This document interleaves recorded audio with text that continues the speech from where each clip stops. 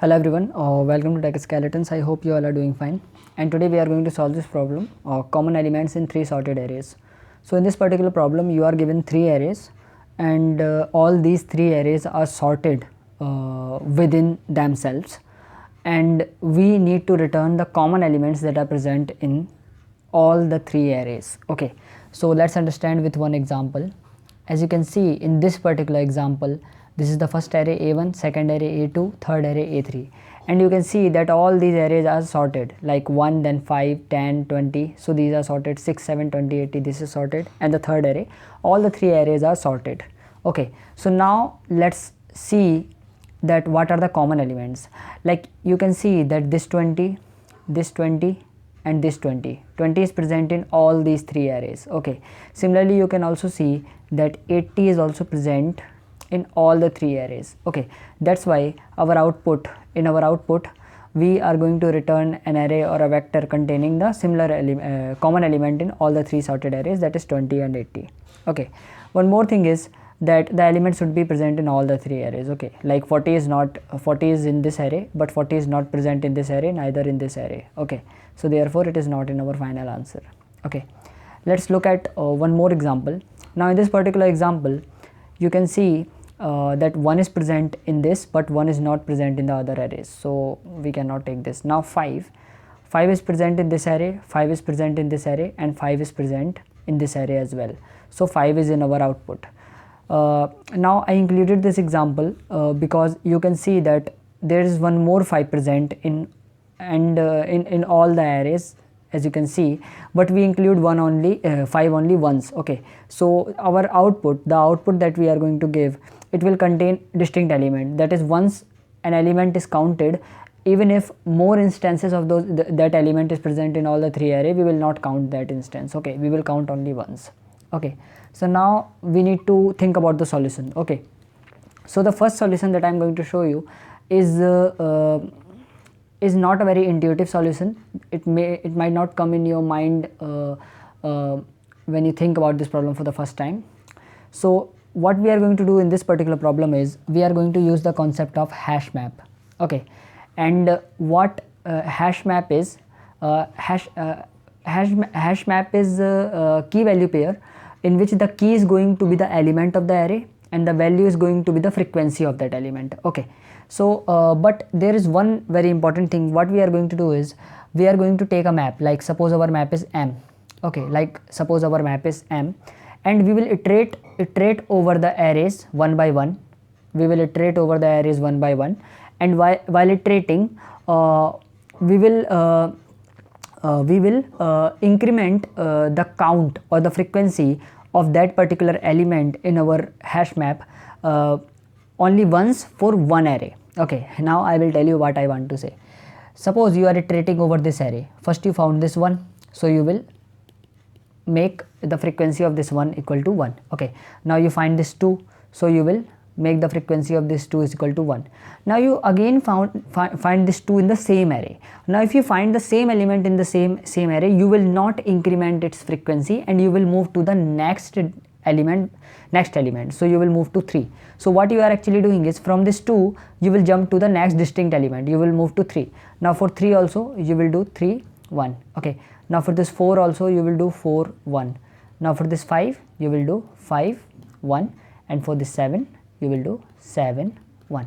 Okay, now you move to second array. Now in second array you found 2.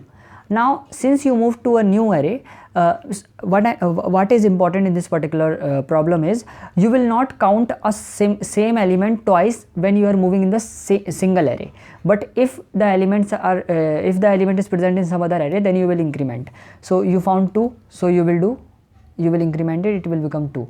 Now 3, so it will become 2. Okay, now you again found 3, but you already counted 3 once for this particular array, so you will not count it again, you will move to 5. Now for 5 you will make it 2. Now for 6 you need to insert it 6, and finally we will use 8, so it will be 8. Okay, now you will move to the next array, which is A3. Now 1, so you will make it 2. Okay, now 1 is again, so you will not include this, you will move to this 2. Now for this 2 will become 3.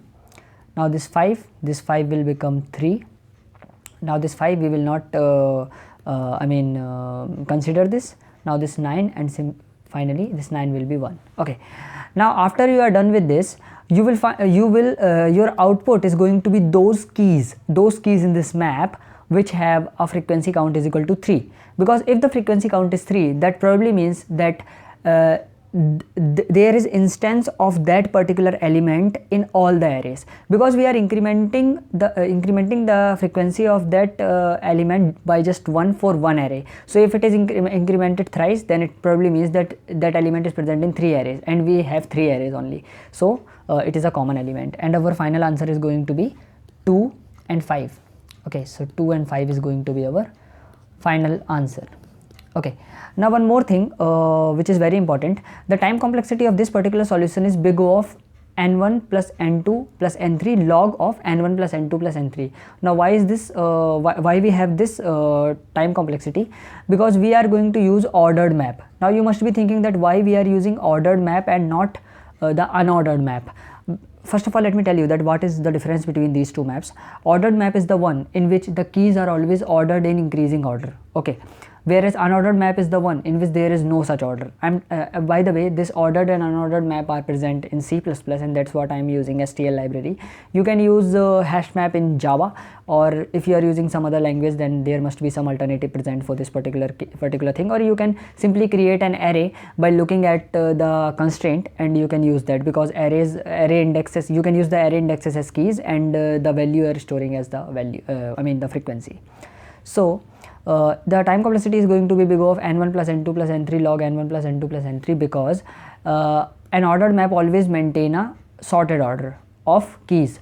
Now why we need this? Why we need this? Why we need sorted arrays? We need sorted arrays because the output that we need to give, it must be sorted. If you look at the GFG for this particular problem, the output that we need to give, the vector that we are returning, it must be in sorted manner. Like 5, 2 cannot be the answer. Okay, but there is when you use unordered map, then it is possible that the final map which created is like this: 5, 3 and 2, 3. Okay, now when you iterate over this map, you will first find this 5, so you will push back this 5 in your vector, and then you will find this 2, then you will push back this 2, so your answer will look like this: 5, 2. But your answer should be 2, 5 according to GFG. If you look at this problem in the GFG, it should be ordered. Therefore you are bound to use, if you are solving with this technique of hash map, then you are bound to use the ordered map. Okay, now let's look at the solution. So this is the map solution, this is the map. I am using ordered map. I am taking 3 arrays. As you can see, this is the method common element which is going to return me my final answer. I am taking 3 arrays, and n1, n2, n3 are actually the size of these arrays. Okay, I am taking the resultant vector which is going to be the final answer, and I am creating a map. Okay, MP. And first what I am doing is, if you look at this code from here till here, what I am doing is I am iterating over the arrays and I am increasing the frequency. Now you must remember, I told you earlier that suppose your array is like this: 1, 2, 2, 2, 3, 4. Okay, now once you incremented the frequency for this 2, you need not to consider these 2s in the same array. When you are in the same array, you need to jump to this 3. Now in order to jump, what we will do, once we consider any element, we will store that element in temp, any variable. Okay, temp, we will store that element in temp, and after we store that element in temp, we will simply check, we will simply move jumps, or we will simply increment until and unless the element is equal to 2, and as soon as we reach 3, we will then start considering this element. So what I did, I first incremented the frequency. After that I took that element in temp, and as long as our current element is equal to temp, we will do I++. Okay, now you must be thinking that why I did this I minus minus. I will tell you this. Wait a minute, this is actually very simple stuff, but I want to tell you. Like suppose you have 1, 2, 2, 2, 3. Okay, now when you are here, you incremented the count of frequency of 2 to 1. After that you must not consider these 2s. So what you will do, you will increment this, you will increment this, okay, and you will increment this. Now as soon as you reaches to this 3, you will break out of this while loop. Okay, but if you go to the next iteration of this for loop, this will move ahead again. It will again move to the next I, which we don't want. We want to check this condition, which we want to do this again for this 3. So what we will do, we will just do I minus minus, so that it will move back here and then it will move ahead. Okay, I hope you understood this. This is a very simple stuff. If you don't know this, I think you need to revise the concept of I mean how loop works and what happens when we go to the next iteration. So I hope you understood this. We are doing the same for the other 2 arrays, and once we are done with this, wait a minute, and once we are done with this, what we are doing, we are iterating. So I am taking an iterator for the map. I am iterating over that iterator, and what I am doing is for that iterator, if the second value is 3, then we are pushing back the I mean the first value. Okay, I hope you know what all these things are, how iterator works and how we can iterate over the map. All these are very basic stuff.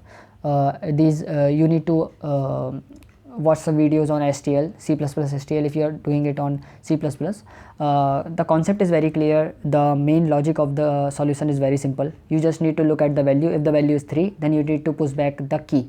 That's it. Nothing, no rocket science here. Okay, so I hope you are done with this particular solution.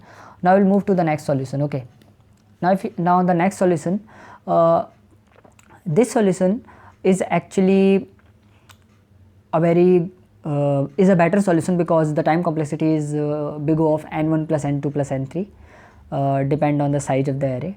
And in this particular solution, what we are going to do is, suppose we have 3 arrays. Okay, so first what we will do, we will find the intersection of 2 arrays, and we will store that intersection in a temp array. Okay, after that what we will do, we will find the intersection of that temp array and the last array. Okay, and the final result that we are going to get is our answer. Now how it is going to work? Intersection of any 2 arrays. What is intersection of any 2 arrays? Intersection of any 2 arrays contains the similar element or the common element in these 2 arrays. Okay, so what we are going to do is, we are going to find the common elements between these 2 arrays, and then the common elements that we found, we will do the intersection of those common elements with the third array. Okay, with the third array, and it will give us the final answer. Okay, let's actually do this for these 2. For these 2, what is the intersection? The intersection is 2, 2, 3, 2, 3. Okay, intersection is 2, 3. Okay, now we will do intersection of these 2. Okay, these 2. So the intersection of these 2 is going to be just 2. So our final answer is 2. That's it, done. This is a very simple solution, but there's one thing, you need to use extra space. You are using extra space to store the intersection of first 2 arrays. Okay, so we are using extra space. The space complexity is not big O of 1. Okay, so we are using extra space. So let's look at wait a minute. Okay, let's look at the code for this particular solution. Okay, so wait a minute, I need to erase all of this. Okay, so now if you look at this, what we are going to do is, we have all the 3 arrays, we have the size of all the 3 arrays, we are taking the resultant vector, which is going to be our final answer that we need to return. Now let me tell you something very important. Whenever you are asked to solve any problem, and in that problem you need to return something, then whatever you need to return, that thing is never counted in space complexity. Okay, so this res is not counted in space complexity. Similar thing is here in the map solution. This res is not counted in the space complexity, and therefore the space complexity for the ordered map solution is big O of 1. However, its time complexity is large. Here time complexity is better, which is big O of n1 plus n2 plus n3, but the space complexity, there is some extra space we are using, which is temp. And why I took this temp, in this temp I am going to store the common elements or the intersection of the first two arrays. Okay, so how we are going to find the intersection? It is a very this is very important. Okay, so I will give you an example. Suppose your array is 1 2 2 3. Okay, and the second array is 2 3 4 6. Okay, and let's take this 6 also. So what we are going to do, we are going to use pointer method. So we will take 2 pointers, let this pointer be x and let this pointer be y. Now these 2 arrays are sorted. Now when these two arrays are sorted, what we can do, if we have any element at x which is smaller than y, then it probably means that that element is not present in this array anywhere. Okay, suppose this like this one is smaller than this 2. Okay, but and all these both these arrays are sorted, so it probably means that this one is not present anywhere, so we can move ahead. Okay, we will move to this 2. Now this 2 is same, so we'll include this 2 in our temp. Okay, this is common. Now when we find a common element, we will move both y and x ahead. Okay, now when we move both y and x ahead, okay, one more thing, when we move, we will jump over the common element, so we will simply move here 3. We will skip this 2, because suppose if there was 1 2 here also, then we would have reached at similar element and we would have included 2 again, which we don't want to do. Okay, so therefore we will move to the next element 3. Now we again find 3 common, so we will take 3. Now we will move ahead to 4, and this will move to 6, x will move to 6. Okay, now 4 is lesser than 6. Okay, so we will move this ahead. Okay, now 6 is equal to 6, so 6 is also included. Okay, so this is how we find the common element or the intersection of two arrays. Okay, so that's what I'm going to do here. Okay, so what we are doing, we are taking two pointers x and y, which are going to point to first array and second array, which is a and b.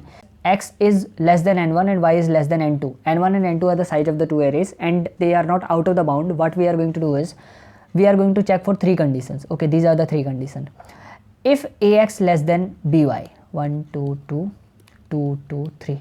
If ax x y, if ax is less, we will move x ahead. We will move only x ahead. Okay, we will move.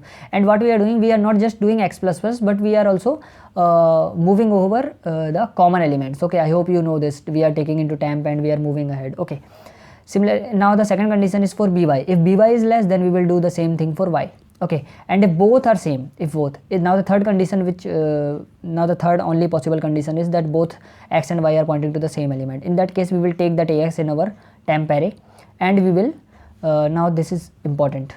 And what we are doing is, wait a minute, what we are doing is we are actually here jumping over common elements in both the arrays. Like suppose you are at your y is here and your x is here. Okay, now we took these 2 2. Okay, now we will not move to this 2, we will move to this 3. Now we will suppose there is 4, so we will move to this 4. So we will jump over common elements. So that's what we are doing in all the cases. Whether if the smaller element is there, we will move over all the smaller elements. If the smaller element in the another array, we will move over all the smaller element in that array. If both the elements are equal, we will take that equal element in the temp array and we will move over all the equal element to avoid the duplicate in our final answer. Okay, and once we are done with this, okay, once we are done with this, what we are going to do, we are going to do the same thing. We are going to do the same thing with the temp array, and the third last array, which is C is the last array. So from these two, suppose by doing this 2, we got 2 and 3. We got 2 and 3. Now we'll do this 2 and 3 with the final array. Suppose our final array is 1 2 4. So we will get this, and 2 is going to be our answer. So that's what we are doing. We are actually finding the intersection. If there is one video in my channel, YouTube channel, in which I explain this in a better way, that how we can find the union and intersection of two sorted arrays. I will include the link in the description. Watch that and it will make everything clear to you. Okay, I don't want to waste too much time. So this is how you do this. Okay, first find the intersection of two arrays, store in a temp array, and then find the intersection of that temp array and the final array. Okay, we did the same thing here also. Only changes, earlier we were doing with the A and B arrays, now we are doing with the temp and C arrays. Finally we return the resultant array, and we are done with this problem also. Okay, now we'll look at the third and the final solution. Now the third and the final solution is a very good solution. What we are going to do is, we are going to take we are going to use 3 pointers to solve this problem. Like we are going to use x, okay, y and z. Okay, now what we will do, we will first of all check that whether x is less than y. Okay, if x is less than y, we will move this x ahead. Okay, and when these two are equal, then we will check z. If z is less than any of these, then we will move z ahead. If the less than, we will move z ahead, and we reach to this point. Now all these are equal, so we will include this 2 to our final answer. Okay, we are not using any temp array or anything. Okay, and when we find something which is equal, we will jump over the common element. So this x will move to this 3, this y will move to this 3, and this z will move to this 5. Okay, now we found that this x and this y is common, but this z is greater, so we will simply move to next element, okay, and we will jump over 5, okay, here. So we will move to x. Now this is 4, this is 5, so this 4 is lesser, so we will move to this 5, okay. Now we found that both x, y and z are common, so we will include 5 in our final answer, okay. Now, and also we will move, our x will move to 7, our y will move to this 6, and our z will move to this, we will jump over the element, so it will move to 9, okay. Now you can see that when this happens, so it is pointing to 7, it is pointing to 6, it is pointing to 9, so this 6 will move ahead to 8, finally this 7 will move out of the bound, and as soon as any of the array moves out of bound, we need not to care about the other element that are present in the other arrays, because we are finding intersection. If there is one element and we reach the end of that array, then it is 100% confirmed that that particular element is not present in any of these arrays, okay. I hope you understood this, because suppose this is the array, suppose 1 2 3, okay, and suppose the second array is 2 3 4 6 something like this, and 3 4 5 something like this, okay. Now if you moved here, okay, if you moved out of the bound of this particular array, which probably means that in this particular array the largest element is 3, and if the largest element in this particular array is 3, then these 4 6 all these are not going to be the common element, because it is not present in one of the array. As soon as we move out of the bound of the array, any single array, we will not consider that, okay. So let's look at this solution. This is, by the way, this is the best solution, big O of n1 plus n2 plus n3 solution, and there is no extra space we are using. So we took 3 variables, as I said, x, y, z. We only took the vector that we need to return, which is not counted in space complexity.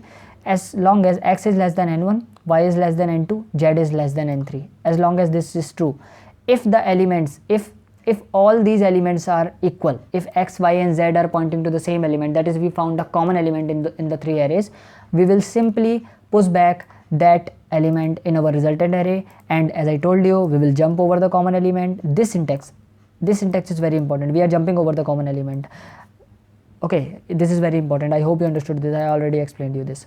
Now if this is not true, if these 3 elements are not equal, then there is possibility that ax is less than by. In that case, we will move ax ahead, okay, we will move ax ahead, okay, and if by is less than cz, we will move by ahead, okay. And if these two are not true, that is, ax is not less than by and by is not less than cz, that probably means that the element in the third array is the least element. In that case, we will move the third element ahead, and finally when we will move out of this loop, we will have our resultant vector which contains our common elements, and we will return that. That's it, we are done with this problem. I hope you understood this, and see you in the next video. Have a nice day. Goodbye.